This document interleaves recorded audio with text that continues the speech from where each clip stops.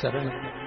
पहला चरण जब नारायण पृथ्वी पर अर्थात आंवले के वृक्ष पर बैठकर आंवला नौमी से साधना करते हुए नेत्र बंद कर देव उठनी एकादशी तक भगवान तब साधना से जब पहली बार उठकर चरण रखते हैं तो मेरे नारायण का पहला चरण भगवान कुबेर भंडारी अर्थात कुबेर स्वयं कुबेर देव भगवान हाथ में ले लेते और दूसरा चरण माता लक्ष्मी ले। देखिए भगवान नारायण के एक चरण को हाथ में ले रहे हैं, दूसरे चरण को लक्ष्मी ले रहे हैं। निवेदन करूंगा मैं आप सबसे, महाराज मान लो कोई व्यापार में अगर तकलीफ हो,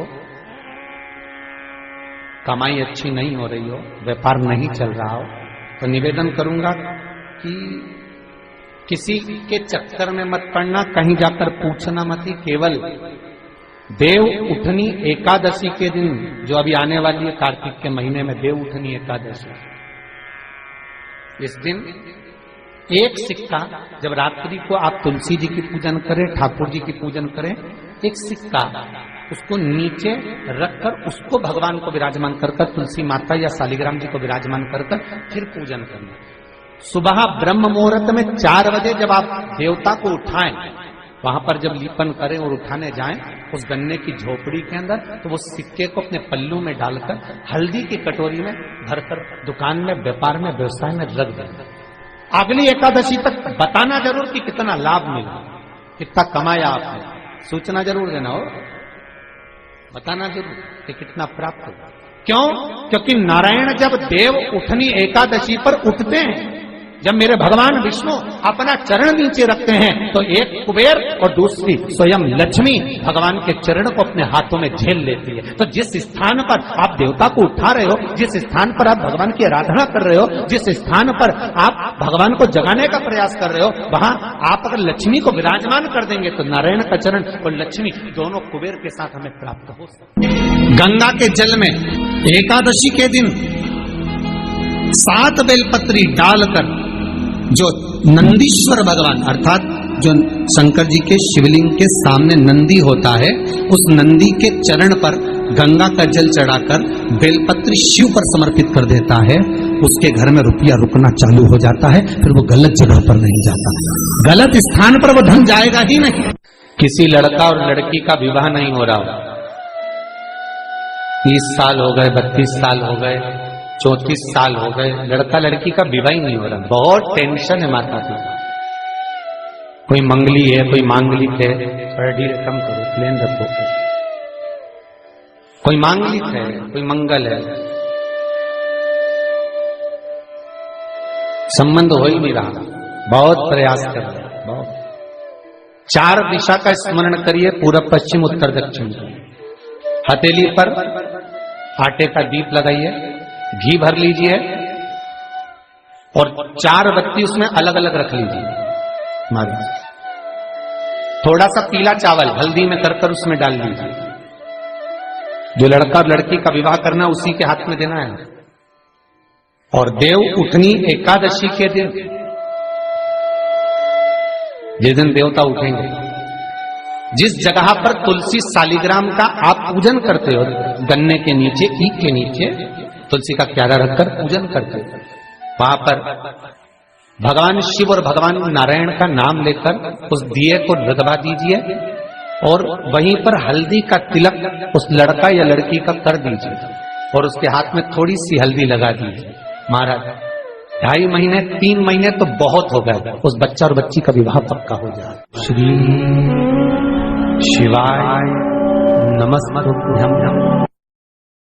सबसे पहला नियम एकादशी व्रत का, सबसे पहला नियम है कि आप जिस दिन व्रत करो उसके 1 दिन पहले भक्ति का संचार इस हृदय में करो। भक्ति का संचार इस हृदय में कर लीजिए। जिस दिन आप व्रत करो, जैसे एकादशी का व्रत कर रहे हो, तो 10वीं के दिन शाम का समय जब आवे, रात्रि जब होने लगे, शाम का समय आवे और रात्रि का आप जब भोजन ग्रहण करो, तो उस भोजन में कोई ऐसा पदार्थ ग्रहण मत करिए जिस पदार्थ के कारण आपकी एकादशी बिगड़ जाए। कोई बेकार भोजन में ग्रहण नहीं करना, श्रेष्ठ भोजन ग्रहण करिए 10 में।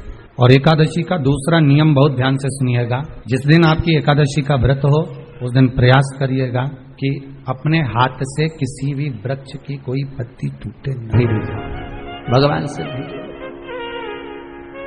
महाराज भगवान शिव ने रिझाया, भगवान नेत्र खोले, शंकर का दर्शन किया और शिव का दर्शन कर कर भगवान आज नेत्र खोलकर लक्ष्मी से कहते हैं, लक्ष्मी आज के दिन मैं अपनी निंद्रा से त्यागा हूं, आज का दिन संसार में मंगलकारी होगा और शुभ फल देने वाला होगा, जिसके द्वार पर दीप लगाया जाएगा।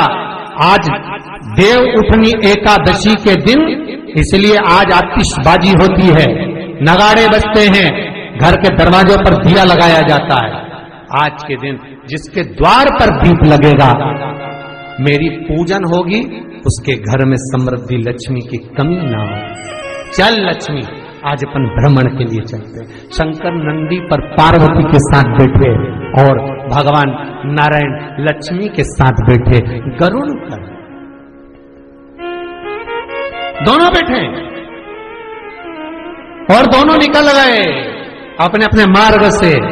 अब इनका जब मिलन होगा, वो मिलन आज का नहीं है, वो मिलन होगा बैकुंठ चतुर्दशी के, हरि और हर का मिलन। अब दोनों निकल गए। एक बहुत अच्छा समय रात्रि के 9:15 का एक समय होता है, जिस व्यक्ति का रोग बीमारी समाप्त नहीं हो रही हो, हॉस्पिटल में पड़ा हुआ है, कोई बहुत भारी बीमारी में ग्रसित है, छूट ही नहीं पा रहा, तो रात्रि को 9:15 पर किसी भी दिन शंकर भगवान के शिवलिंग का, जो तुम्हारे घर में शंकर जी विराजमान हो उसका, या शंकर जी के मंदिर में जाकर शंकर जी का थोड़ा सा जल, उसमें थोड़ा सा आंवला पड़ा हुआ, मतलब आंवले के पानी से शंकर का अभिषेक पूजन कर लीजिए। उसका नाम लेकर कर लो जो रोग से ग्रसित हो। 1 दिन 2 दिन 3 दिन करोगे, वो हॉस्पिटल से छुट्टी करके आ जाएगा, उसका रोग समाप्त हो।